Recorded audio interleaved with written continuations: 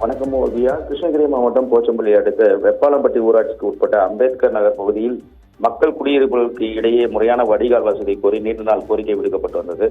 இதனை சற்று ஏற்றுக்கொண்ட அரசு சுமார் 6 லட்சம் ரூபாய் மதிப்பீட்டில் 120 மீட்டர் நீளத்திற்கு கழிவுநீர் கால்வாய் அமைக்கும் பணி தற்போது தொடங்கி நடைபெற்று வருகிறது. பொதுவாக கால்வாய் அமைக்கும் பொழுது தோண்டப்பட்ட பள்ளத்தில் உள்ள நீர் மற்றும் கழிவுகளை முழுமையாக வெளியேற்ற பின்னரே கான்கிரீட் கலவை போடப்பட வேண்டும். ஆனால் இங்கு பணியில் ஈடுபட்டுள்ள ஒப்பந்ததாரர் பள்ளத்தில் தேங்கி கிடக்கும் கழிவு நீரை வெளியேற்றாமல் அப்படியே கழிவு நீரின் மேலேயே சிமெண்ட் கலவையை கொட்டி கால்வாய் அமைத்து வருகின்றனர். இதனால் சிமெண்ட் கால்வாயானது தண்ணீரில் கரைந்து கால்வாயின் உறுதித்தன்மையை கேள்விக்குறியாகியுள்ளது. பணம் வீணடிக்கப்படுவது ஒரு புறம் இருக்க, சில நாட்களிலேயே இந்த கால்வாய் உடைந்துவிடும் என அபாயம் உள்ளதாகவும் அப்போது மக்கள் வேதனை தெரிவிக்கின்றனர். கால்வாய் அமைக்கப்படுவதன் நோக்கமே கழிவு நீர் சீராக வெளியேற வேண்டும் என்பதுதான். ஆனால் இந்த கால்வாயின் முடிவில் கழிவு நீர் எங்கே செல்ல வேண்டும் என்பதற்கான எந்த ஒரு முறையான திட்டமிடலும் இன்றி அவசர கோலத்தில் பணிகள் நடைபெறுவதாக கிராம மக்கள் குற்றம் சாட்டுகின்றனர்.